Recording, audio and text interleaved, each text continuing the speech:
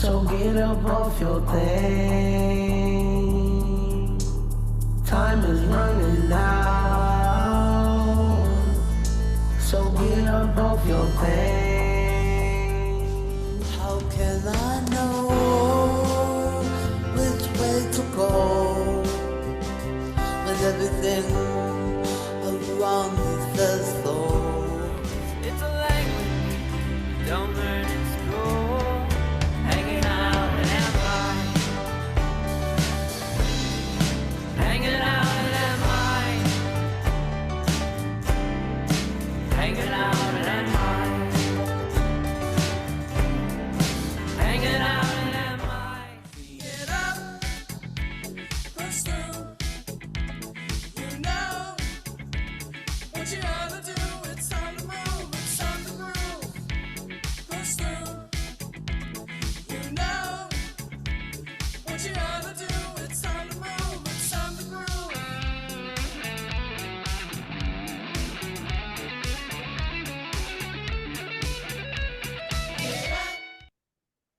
Those are some featured songs at Musical Intervention. Oh, hello, everyone. I'm Mark DeGregorio, the president of NAMI Elm City currently, and welcome you to this event. This is the first event we've had in person in 4 years. And it's going to be a special event with Adam Christoferson presenting a new musical intervention with Yale University. So thank you for coming, and take it away. Who's ever? Is Adam going to take it away? Yeah, we're taking it away. Here we go. Thank you so Okay. much, Elm City, NAMI Elm City. Get this show on the road. Got some slides. I'm gonna try. I really wish I could be there with everybody today. Yesterday I felt myself getting sick, and today was no better. And one reason why I really wanted to be there is because just across the street is where I really got my start working with Sue Feldman. I don't know if any of you know Sue Feldman, an amazing social worker.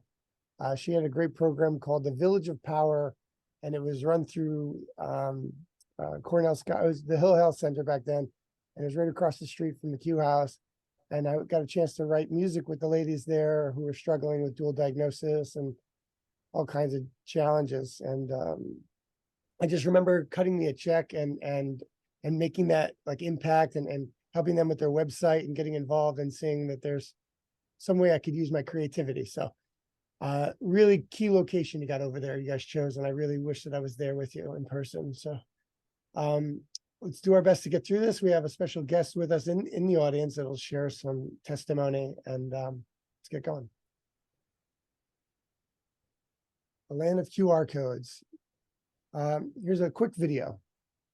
This is a very exciting time for Musical Intervention. We are celebrating 7 years from the day that I got the keys to open up our doors to New Haven. A joy ride, you could say. It's almost like coming to a meeting, but you got an instrument in your hand. You know, never put the guitar down, never put the music down. Keep it in your heart, keep it in your spirit. Because a lot of times when I'm feeling down, I pick up the guitar and I feel better. Or you could stop down at 23 Temple Street.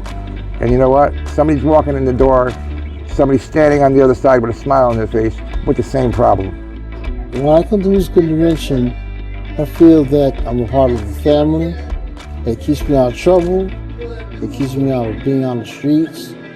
And getting an earthful feeling is a pleasurable feeling. Feeling a mutual sense, feeling a family sense, creativity, worshiping, feeling, getting my idiosyncrasies out to create music and to really enjoy myself fully and to really have a good time doing music. I've struggled with a lot of mental illness. Like I've had a lot of trauma in my past. I've had numerous hospitalizations for psychiatric reasons. I've tried committing suicide numerous times.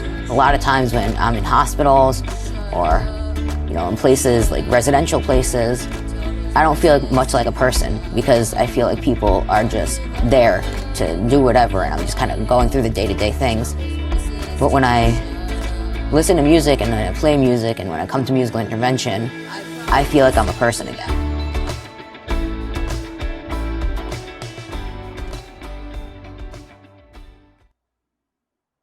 And we do have Dom here online. Dom, you want to say hello to everybody? Hello. There's Dom. Dom, every time I watch it, I get a little more moved. So thank you for all of for the kind words and, for giving so much of your talents and skills to so many people that come in the doors at Musical Intervention. So. It's been an honor to do so.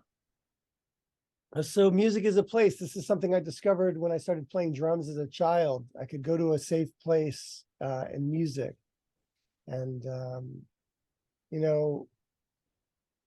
one thing that I desperately needed was community, connection, purpose, and at that point, music. It seemed to harbor all of those things. And the reason why I struggled so much is because of certain circumstances that I was raised in, like so many of us have challenges. Mine were a little unique. Both of my parents have schizophrenia. My mother had custody of me, and we were living in Section 8 housing in New Haven, Connecticut. Very violent place.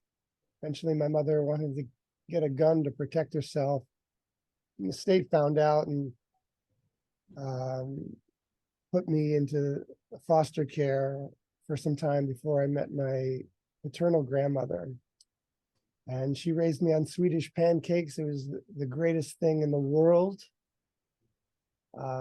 because there was some stability there.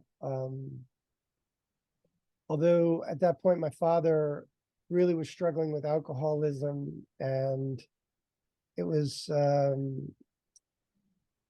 just a very difficult balance to hold, being surrounded by addiction and mental health crises. People living in our house after, my grandmother passed. It was always a very unique adventure. I knew I wasn't safe anywhere. And it was a very, very challenging time for sure. I was placed in special education because of some behavioral challenges I presented. I had a little bit of anger, maybe, some things like that. But it wasn't long after that. I really wanted to create a place. It was called Cafe Cave, a performing arts place that was going to be creativity and music and art and all kinds of things, a land where I could belong. And I was working with some politicians at that time, and one of them lost, and I don't know, it was seasonal. I think politicians can be seasonal at times. So that didn't pan out. So I went to Southern Connecticut. I was encouraged actually to go to college. I didn't want to go because I hated education at that point. It was full of labels and I'm really summing things up, but I got in a lot of trouble in school, and it was really only because I didn't have much respect for authority, but at the same time, I wanted to help. I wanted to make things better. Like I wanted to see my parents better. And so this stuck with me. Going to school, I got my degree in recreation therapy at Southern Connecticut, and I started working at Yale Child Psychiatric Inpatient Hospital. Really started this mantra: promote empathy, transform lives, inspire the world one song at a time. The birth of musical intervention happened when I started contracting with agencies to write and record original music. I worked at the West Haven Community House with people with intellectual disabilities. And it was the most rewarding experience because they were so passionately engaged in the songwriting and recording process. And we came up with a 3-song EP, and I got paid really well to do it. And I was like, wow, I could maybe do this and kind of make a career being able to write songs with people in these settings. I kind of glazed over the experience that I had over at Winnie One Child Psych Inpatient. I was there for 5.5 years working there. And it was still to this day, I think 5 of the better years that I've had, being there for kids that were, deemed unsafe to themselves or their surroundings, but kids that had so much life inside of them that had tried to be like snuffed out by their experiences, their home experiences, or biological experiences. And writing songs with them, seeing their eyes glaze over once they started writing their own music and hearing themselves in a high quality microphone. I knew this is what I wanted to do with my life. So much talent and creativity over medicated and laying dormant in so many of these places that I've gotten to work at. I've worked at CVH, I worked at the APT Foundation, so many agencies that I've worked for. And oftentimes in these inpatient settings, trying to find the right balance for the patient, they could become over medicated and not be able to really participate in the music. And that was some sad times to watch these kind of things and be exposed to some of these things. But nonetheless, like a lot of people that I've met in these inpatient settings have come to visit me at the studio that we have now. So I started kind of venturing outside of Yale. I after 5.5 years, I felt like I had enough time inpatient. I wanted to do more community stuff. In 2011, about that time, started writing songs with people on the green. And this was the New Haven Independent. I would park my car. This is my Volvo, my cherished Volvo. I'd park my car on the green and see who'd want to write. And this was a great song, You Are King. It was a really, really good one with Walter. And he was homeless and, going back to the shelter. This is before I got the space, but I took some time to try to soul search a little bit. And I went back to live with my parents, and I got the idea to run for mayor in my hometown, and thank God I lost. And I was able to kind of refocus on musical intervention. And so I started doing open mics in New Haven at a friend's restaurant. And then I got a small grant through the Arts Council of Greater New Haven to do specifically open mics at the soup kitchen and some work at the homeless shelter at Liberty Community Services. I found so much amazing talent kind of wasting away on the green. And I say wasting away because, like, although there is community and fun to be had, it's riddled with drugs and violence and very dangerous behaviors. And often the people on the green have no place to go that's welcoming.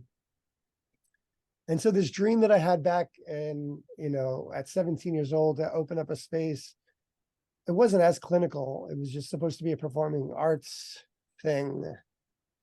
Became a reality in 2016.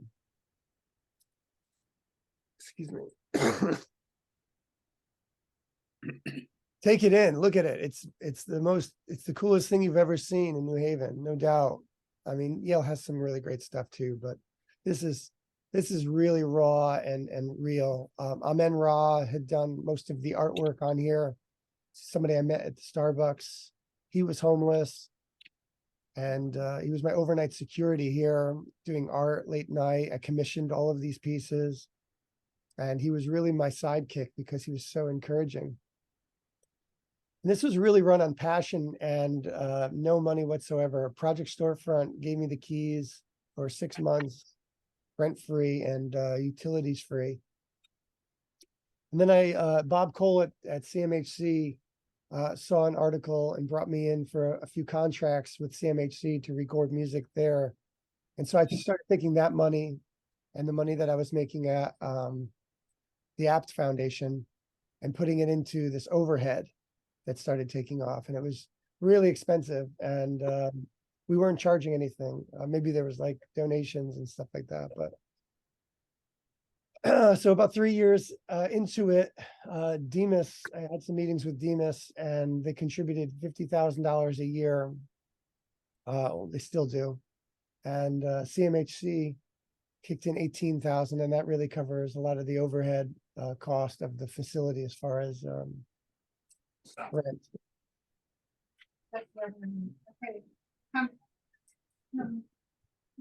Everybody okay? Okay, just checking. So Move everything upstairs. we talking? When can I Sorry, can people mute their mic or? All right, so anyways, so yeah, I want to go back really quick. This is, so open to the public 25 hours per week. Tuesday through, it used to be Tuesday through Saturday. Now we're Tuesday through Friday, 11 to 4, and an open mic night that goes till about 10 o'clock on Thursday night. We've been running now for over 7 years. And some of the Demas money, what that goes to is I hire 2 amazing music facilitators to record music on site. That's Kevin O'Brien and Sahara Tasakun, also known as Joey Gates. But really what's going on is this. It's much more intricate and much more complicated because there's so many needs that come through our door. Being open to the public, a lot of times we get referrals. And, we have some volunteers throughout the years and some paid volunteers that get paid through Young Adult Services, Dom being one of them and Max being another. So really we're offering program engagement. So we have groups that are run throughout the week and, getting people engaged in the actual program, keeping track of appointments, greeting people that walk in that are curious about it, whether they're actively in addiction or they're just a retiree looking at some records. We keep track. We try to do our best to keep track of where people are at as far as assessing their needs, if we can help connect them to services. And really getting involved with our artists. We call it artist manager as opposed to a case manager. We like the different framing of that as opposed to, getting yourself a case manager. Most of the time you have to acknowledge the fact that you're schizophrenic or you're homeless or addicted or something like that. Here it's like, well, are you showing a passion to create music? Well, that's your card in. And so we allow people free recording time. We put people's music out there. We promote their music and all kinds of things. And as you can see, with all of these positions that are going on actively, we're valued somewhere around the, tune of $400,000 a year at the amount of people that are engaging with the public at our facility and, fielding a lot of the referrals that come in from other agencies. We've done this in other locations, the pop-up in Greenwich Village, New York City. That was amazing. Somebody who I helped out had a storefront and just wanted us to come down and it was immediate community. We have people from New Haven coming up and staying in the brownstone. That's me and Amen Ra, my resident artist, right there next to me. Bonnaroo Music Festival. I'm going to play a little clip of people jamming in our tent all throughout. And this is a music 200,000 person music festival in Manchester, Tennessee. People never wanted to leave, just wanted to jam.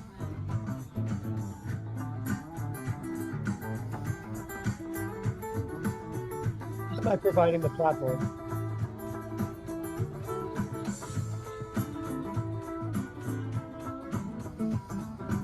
And Emma in the corner there, she was amazing. She was our intern from UNH.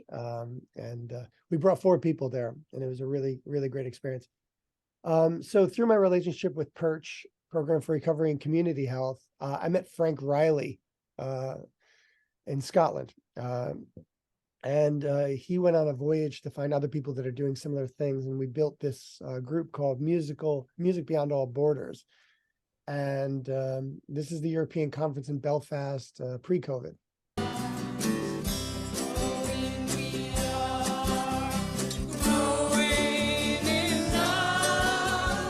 Life is playing games.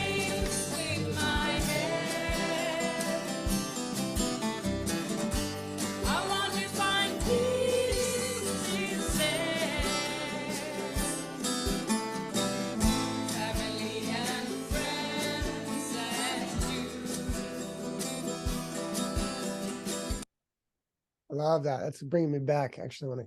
When you might have saw somebody familiar there, Jeremiah Brown, who I've known since working inpatient at Winnie One. When he graduated high school, he called me and reached out, and we've been doing life ever since. And as a matter of fact, he and I were the keynote speakers last year at Lisbon, Belfast. Sorry, this is Belfast, but Lisbon, Portugal. And this is a quote that it was amazing. Hearing Jeremiah's testimony, he had never shared it publicly before, and it was very, very moving. And he continues to inspire me and amaze me, showing me that, what I'm doing actually matters. Of course, we took our selfie in Portugal, as you're supposed to when you visit countries on these beautiful symposiums. With speaking of PERCH, Program for Recovering Community Health, we did a research project that was funded through DEMIS and CMHC, looking at musical intervention and the impact. This was, I think, about a year after we opened, about a year and a half after we actually opened, and results were coming in positive, that people like this non-clinical yet therapeutic and sober environment. Their identity, they attribute their identity development and reinvention to their time at MI. I mean, as opposed to, like I said, going into CMHC saying, my life has fallen apart, or, I've got really serious thoughts of death. That's your green card to get services. Here it's like, do you want to play a guitar? Like, are you interested in being part of the community? So you could really develop your musical identity and the person that you are in a deep way. Again, through my partnership with PERCH, they had found a research opportunity grant looking for musical interventions. And I think I got a call from Michael Rowe, and he said, "Hey, what do you think about this?" I said, "That sounds great. Let's get Bob Cole on the line." And Sherelle was very much involved in that, and Sherelle Bellamy. And Bob set up a meeting. We met Phil Corlett, Dr. Phil Corlett here, who is just a rock star in the neuroscience world. And we got a chance to be funded. We were funded generously through the NIH to study my program and how it impacts people with auditory hallucinations and find them distressing. This is very, very important to me because it's full circle for me, because that's me and my mom there. We're singing together on the street. And these are the times that mom is with me. I get to really see my mom away from, her distracted voices and, challenge with schizophrenia. We've been through it all together. My mother is a survivor of multiple suicide attempts, breast cancer, which we've just found another lump. So now we are in another phase of going at this thing. And she's a warrior. My mother is no doubt an inspiration, and she remains incredibly positive, and loves Jesus. So good stuff there. So full circle to study the impacts of music and people who have auditory hallucinations. There must be a God, because this is wild. I want to invite somebody to speak on behalf of their experience at musical intervention. Please welcome Ashwin.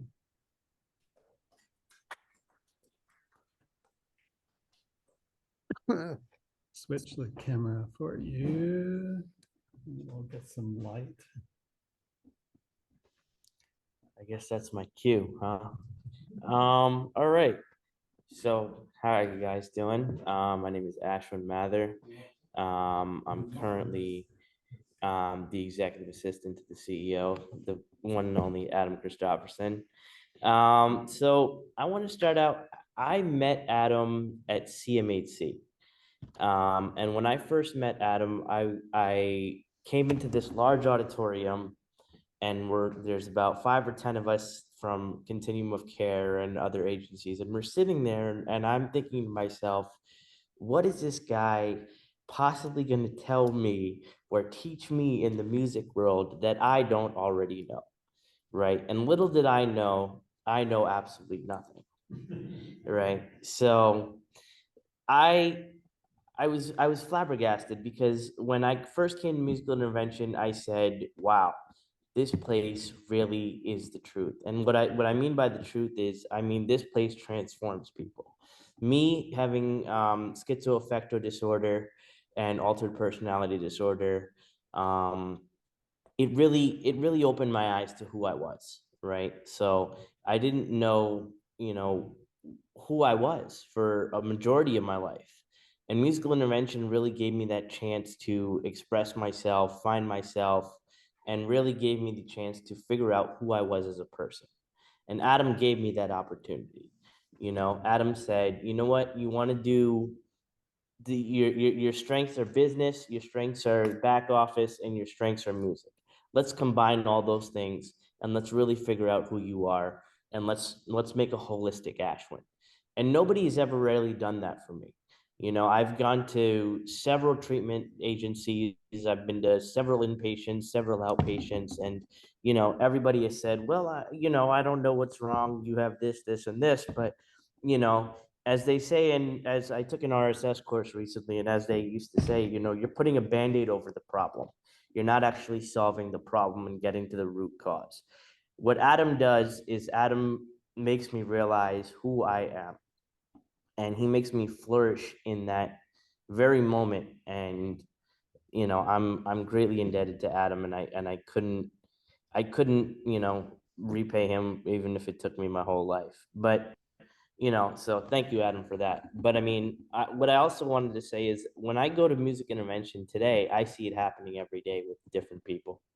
you know there's people that come in there with psychotic that with have a psychotic episode, or people that come in there who just as me and Adam would say, are just totally off in left field sometimes. And so what me and Adam do is, and really Adam is, he focuses on the person, and he says, "Well, what do you like to play? You are not your diagnosis." That's something I've learned from Adam. You are and I've heard it 1,000 times, but he's really ingrained that into me, is you are not your diagnosis. So what he does is he takes the person and says, "Do you like to play music?" So there's like some drums over there, I think. So Adam would say, "All right, well, why don't you play the drums and let's talk. Talk to me. What's going on? How are you today? What's going on in your life as a person?" And he gets to the root cause of things. And my goal and my aspirations and my hope for musical intervention, as I work collaboratively with Adam hand in hand, is to hopefully see this program flourish and thrive into the program that I know it can be, which is transforming the lives one song at a time. It's really true to its mission statement. And like I said, Adam, I'm greatly indebted to you, and I I I couldn't be happier to be a part of this movement and this program. So thank you. Thank you, Ashwin. Yeah, I was going to say, I was thinking about what I'd say after you were said, after you talked earlier today, in between my rest because I'm so sick. But you've made my life at MI easier. You've gained the respect and trust of so many people at MI. They look up to everything you say. You have incredible insight into the various aspects of the things that we try to do on a daily basis. And I don't know, I look forward to continued partnership there. Yeah, no doubt about it. Thank you. Ashton. So here's some photos of the past. I always like little photos. This is the New York City. This was an original beat poet, actually. He would come in and recite these like poems while people from Google were like playing drums, and buskers were playing keys, and it was just really, really cool experience to be in the city doing it. There's the governor. Governor made it to the MI, just kind of randomly showed up one day and started playing piano with our band. I tried to follow up, but they never got back to us. There's a George Clinton. We supplied all of the music equipment to Hamden when George Clinton's equipment was stuck in New Jersey. They called us up, they brought all of our equipment out, and they invited us to spend some time with the funk man himself. And that's all of MI people hanging out with the OG. Incredibly diverse.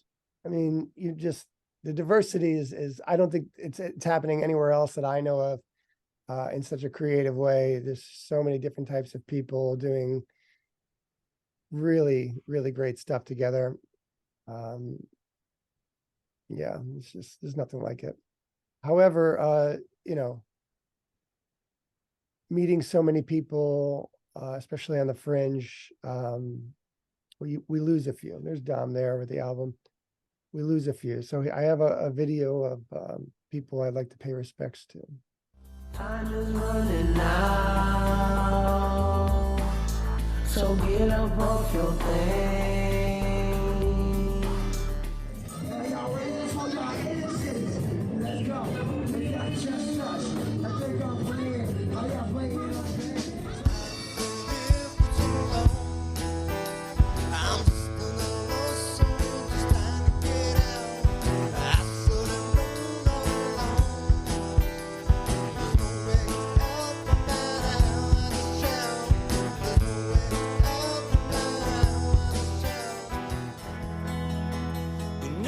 Care for me.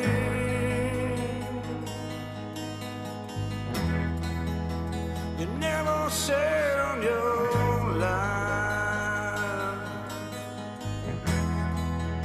So all I ask is please.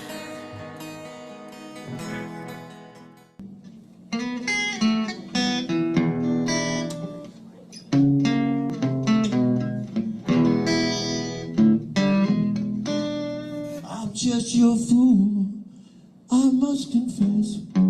Still love you, darling, and pick your best.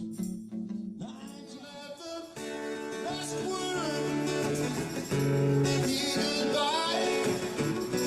I'm so sorry, made you cry. Hold on, one more time, baby, say something, please.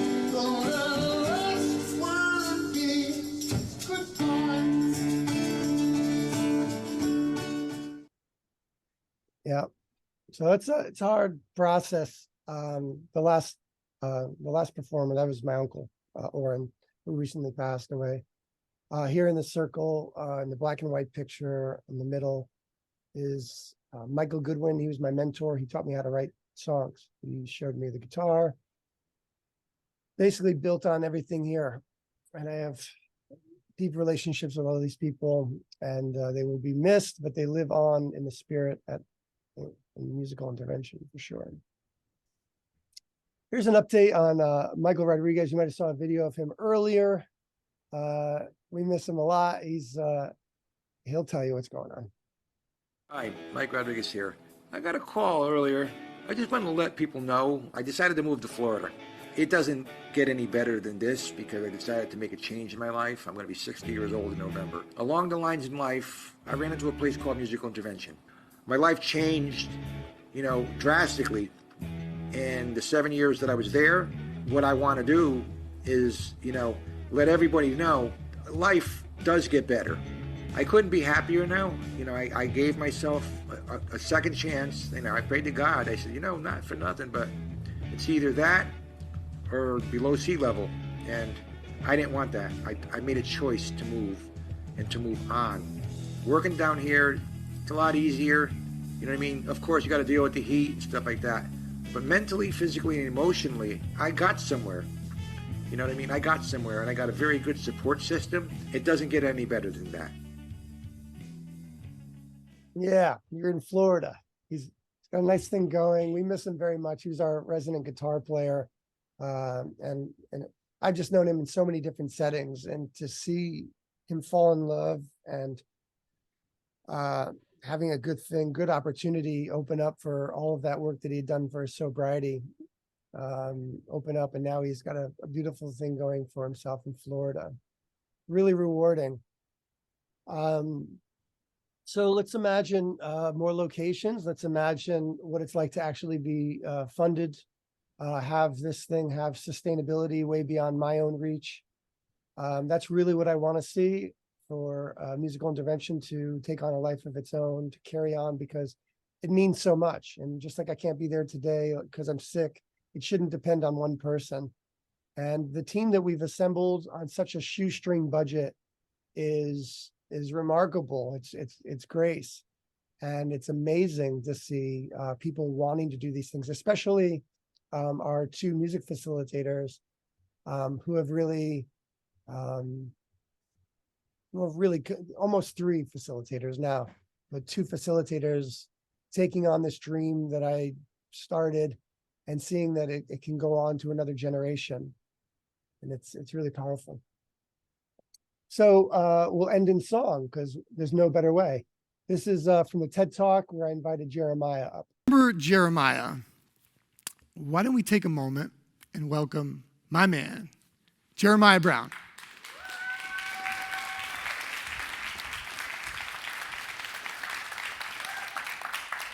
Musical intervention is a place where I can be mentally myself, musically myself, and emotionally myself. Being surrounded by the talents and gifts of the people at Musical Intervention have helped me create a creative environment for others around me. I am proud to say that I am Musical Intervention. He is. He's a father. Give him a round of applause. You can give him a round of applause. He's a father. He's a first responder. And he's got one of the best voices you'll ever hear. And we couldn't think of any possible better way than to end in song. So this is a song that we've been able to do all over the world.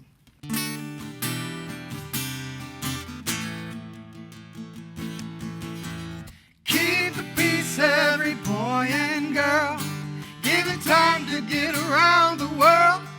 Don't stop believing in this view, 'cause the world needs you, yeah. The world needs you, yeah.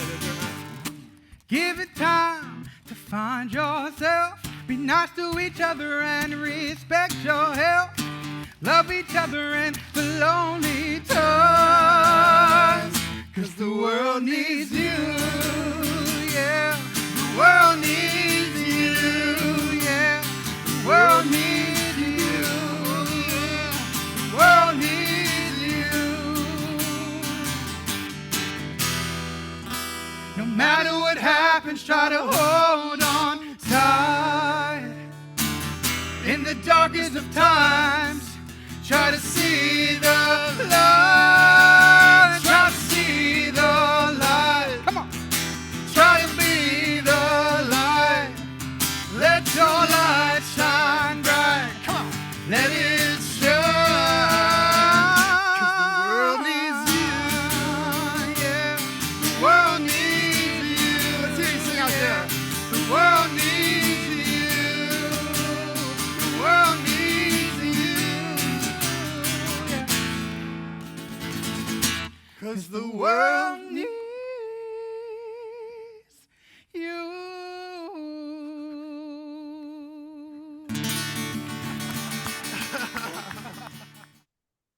Whew. So that was about as brief as I can make it, even though I know I covered a lot of ground.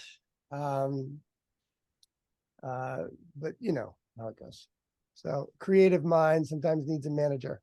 The takeaways I would hope that some of you gained that we're offering an incredible opportunity to New Haven. We look forward to bringing it to other places, but it needs funding to get there to the next stages. And that's really important. So the only way that I'm able to survive right now, because I'm volunteering downtown, is thanks to this incredible opportunity with the SING group, with the SING grant, and PURGE, Program for Recovery and Community Health, and Dr. Phil Corlitt's Belief, Memory, and Learning Lab, Belief, Learning, and Memory Lab. So without further ado, I would like to invite Deanna to the stage to talk a little bit about these slides that we're going to put up right now. You have them, Adam. Yeah, I just downloaded them. That's why I cut the other thing off a little. Be okay. Fine. Coming up. Here we go. Thank you.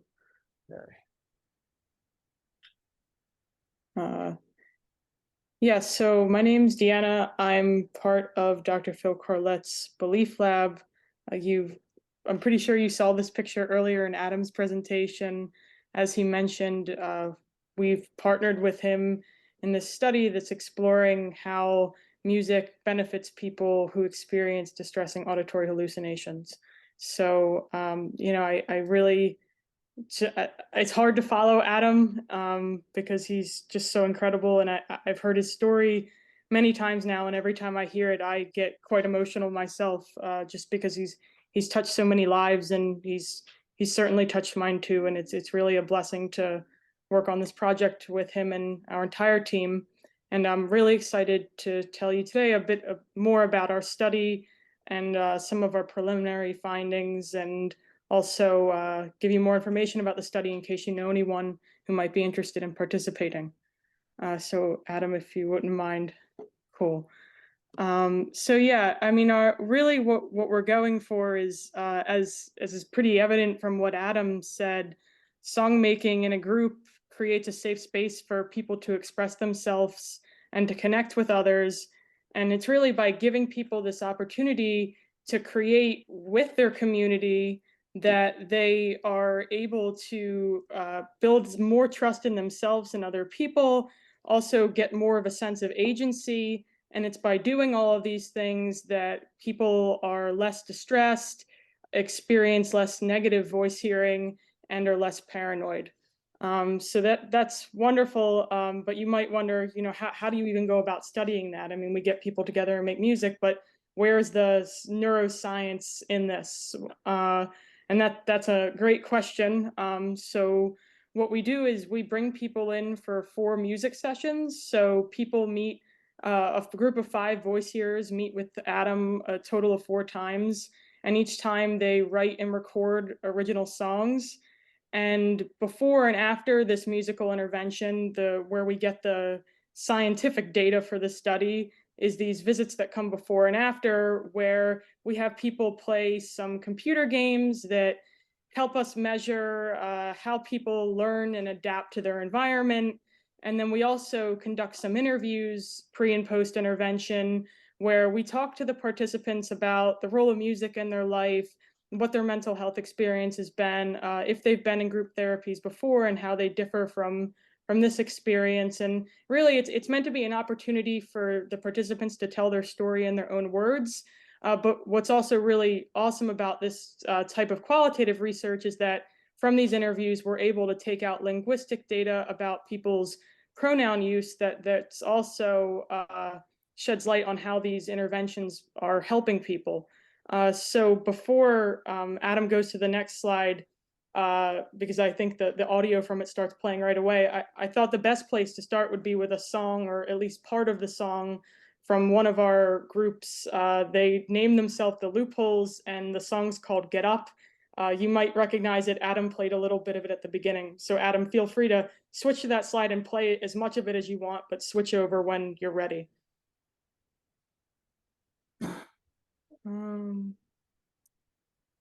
Okay. I don't know if it's because I sent you the slides that it won't play. But it's fine if you can't get it to play. But really, I mean, the song in itself is quite uplifting. It has a good beat to it. It is kind of, the titles Get Up, but you also get the feeling of like, get up, let's move, it's time to go, embrace the day.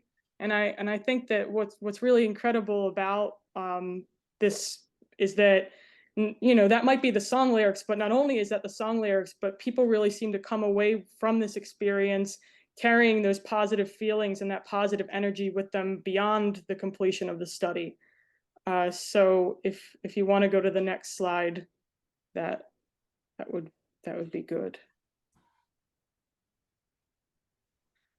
So, as I said, it seems that people are carrying these positive experiences or this positive energy beyond just being in the groups themselves. And one of the best ways I think to exemplify this is by sharing with you some of the quotes from some of our participants.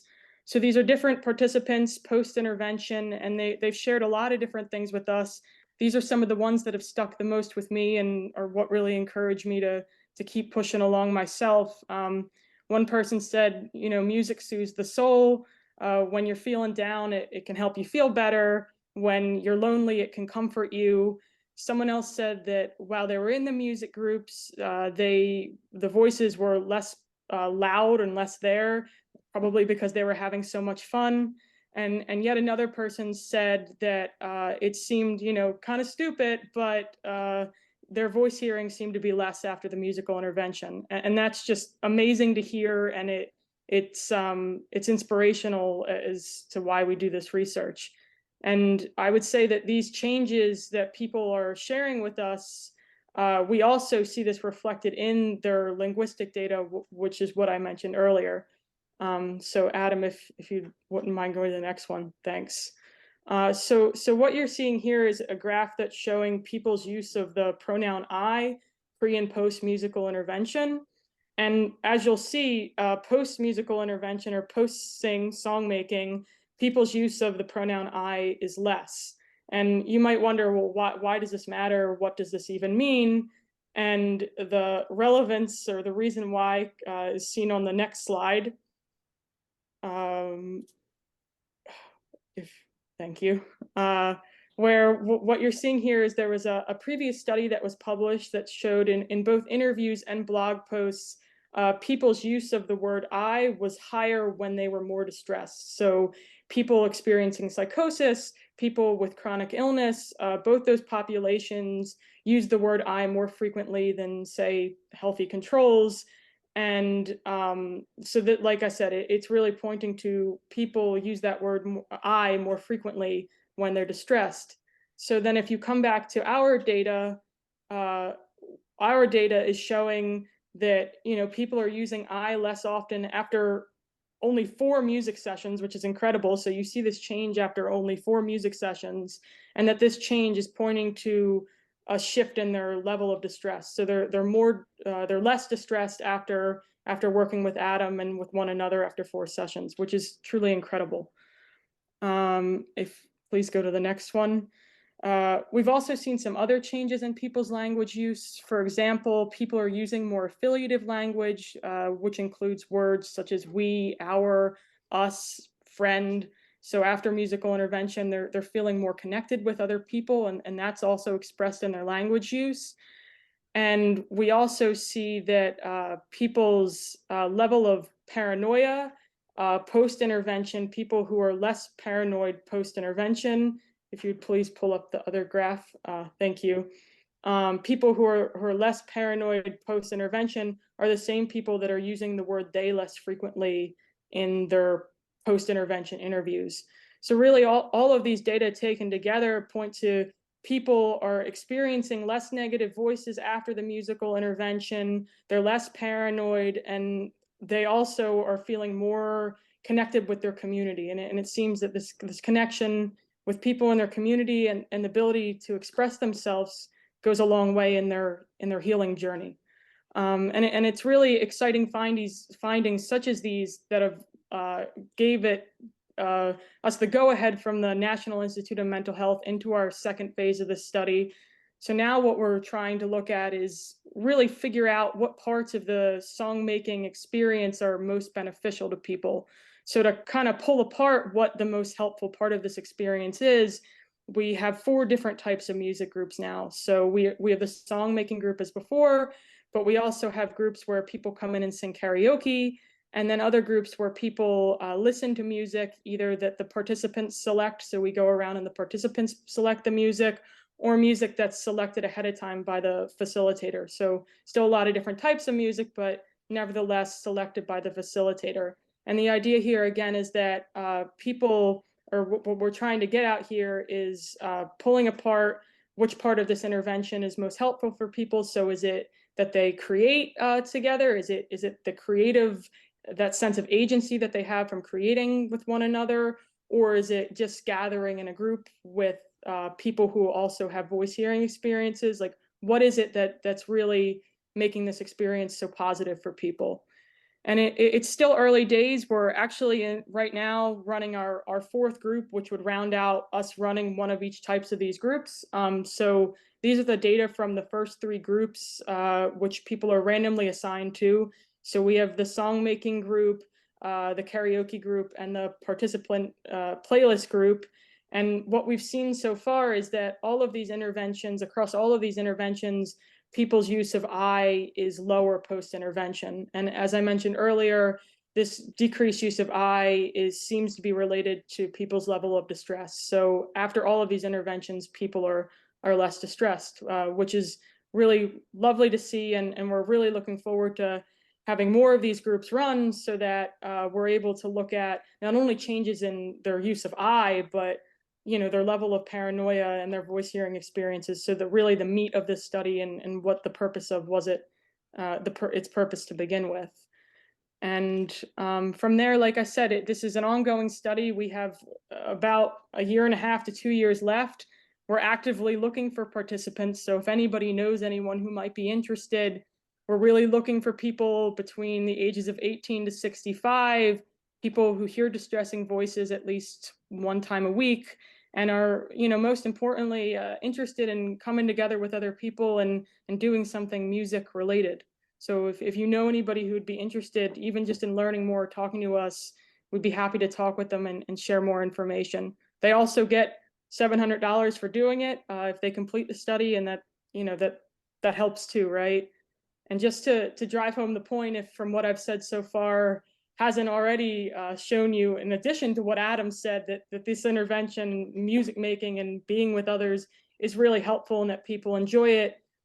We just pulled together a few quotes to share at the end that people shared about being in the music groups. So, some people say that they feel inspired after leaving each week.